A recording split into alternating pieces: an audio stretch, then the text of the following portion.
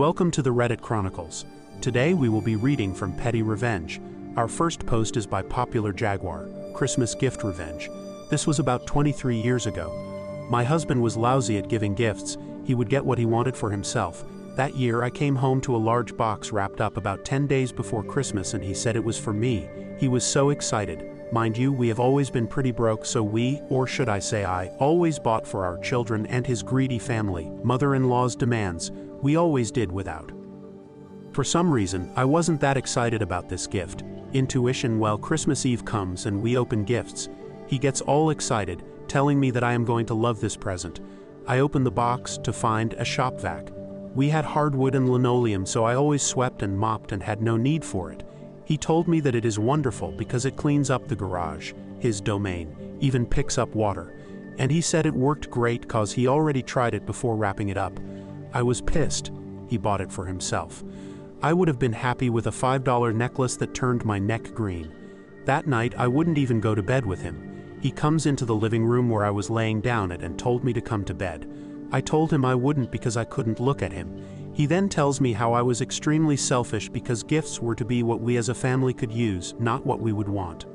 I laid there all night and plotted my revenge. I had to wait for a year, but like they say, best served cold. I kept quiet and told nobody of my plan for revenge. 50 weeks later I found it. I wasn't even looking for it, but it was staring right at me as to say, here I am and it is time. It was in a huge box. I quickly purchased the gift, got some wrapping paper for it and hid it. Didn't want any sneaky peets.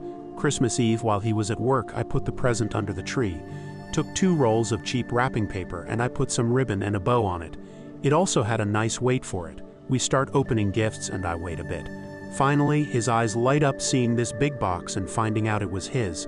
He was so excited, and I told him that this is specially bought for him. He opens the box to find a case of toilet paper. I then quoted him, "Christmas was not for what we would want, but what we as a family need or could use. We all wipe." He was furious. He complained to his brothers and everyone. My family and his brothers told him that he deserved the toilet paper. To this day, no husband in my family will ever buy a vacuum cleaner for their wives as gifts. Our next post is by that medic guy. Want to mow part of my grass while I'm on active military duty? Have fun repairing your lawnmower. So this happened starting around 2008. My then wife and I purchased a small starter house. I was in the National Guard in a state that stays busy with natural disasters, therefore I stayed busy. My neighbor was a crabby old man that was retired and had too much time on his hands. He wasn't very friendly, so I just kept to myself. While I was on active duty, my wife would stay with her parents so the yard would grow tall when no one was there. When I would get back home, my neighbor would spitefully cut one path of grass in my yard to let me know it needed to be done. After a few of these occurrences, I told him he can either cut the entire yard or he can stay out of my yard. He griped that I don't cut my grass enough. Once more, I came back home from active duty with one path of grass freshly cut. Cue petty revenge. My neighbor's mistake in all of this is that he always cut the same path of grass down the side of my fence. The next time my grass got even remotely tall, I went out late one night and laid down long strips of bale wire. Approximately 10-20 feet strips, in the spot he always spitefully cuts. A week goes by, the grass gets taller. Neighbor takes the bait. The morning after, I see him under his carport with his mower lifted by a chain, having to cut all of that wire tangled in and around his blades loose with cutting pliers. He never touched my yard again. Our next post is by Unnecessary Teamwork. My cheating mother likes to lie about me to potential partners, and it backfires often. My mother is a bee.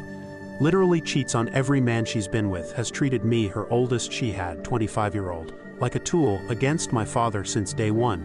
We've been no contact since my 22nd birthday, when she stole $2,000 from me, making me homeless for a time. Her crimes are innumerable, and she's never been a drinker or used drugs, just a crap human. She cheated on my father with a 16-year-old and married the boy, then cheated on him with a boy I went to high school with. I say this because it's well known in the family. To the main story. Few years ago I was getting messages from a random man that claimed to be dating my mother. He said things like, "Your mother cares about you and hopes you finally got the help you needed for your drug addiction." I had been clean since 19 years old. She also had a Facebook account with another man's picture he didn't know about. I told both men what was happening. Something similar to this has happened more than once over the years. Cue the petty revenge. I decided to contact my siblings and tell them what Mom was up to, and ask them to send me screenshots of her double talk convos. We now have an entire drive folder that has been shared to over a dozen men. My mother has been single since 2018 and even left the state so as to keep herself distanced from us. I heard she was staying with her mother, so I added grams to the drive too. Even her own mom is snitching on her now. I can't describe the joy this simple act of exposing my mother has caused. My father thinks it's hilarious. Our next post is by Pickled Carrot. Grumpy father-in-law gets more mugs than he can handle. This is a very unserious and low-stakes petty revenge story. Background: my F32 father-in-law, 67, is a stereotypical grumpy old man. My husband, 33, says that his father wasn't always like this, but the years have turned him sour. My father-in-law is always complaining about something, constantly going on right-wing political tangents, always inserting his opinion even if he isn't involved in the conversation, and constantly whining that my husband and I never make time for him despite having him over for dinner every other week. My husband tolerates but doesn't entertain his grumpiness. I handle it like I would handle an incoherent toddler, and just reply, "Wow, what an interesting thing to say," and then move along the conversation as if he weren't there. Recently, my husband and I completely reorganized our kitchen. As most people do, we had far too many coffee mugs. We decided to get rid of half of them, about 17, so we put them in a box and set them aside to be donated. That evening, father-in-law came over for dinner and noticed the box of mugs by the front door. When he asked about it, we just said we had too many and needed to get rid of some. He immediately started rambling on about how wasteful our generation is, how we use something for 30 seconds and then throw it away, how his generation would always use an item until it fell apart, and then they would mend the item and keep on using it. He finished it off by saying someone his age would never consider discarding perfectly good items like that. I just responded with, "Okay," and continued on getting dinner ready without addressing it further. Well, this last weekend we had our Christmas celebration with my husband's family. We celebrated early due to multiple family members going out of state for Christmas. We enjoyed our evening despite a few grumblings from my father-in-law. Towards the end of the night we all exchanged gifts. That was when my father-in-law opened a big box of 17 used coffee mugs. He looked at my husband with a confused look on his face, so my husband said, "You were so vocal about how we shouldn't get rid of perfectly good mugs, so we decided to gift them to you since you clearly wanted them." My father-in-law started making excuses about how he didn't need that many, and how he already had mugs and doesn't have the space to keep them. My husband just shrugged and said, "I'm sure you'll find something to do with them. Your generation is very resourceful."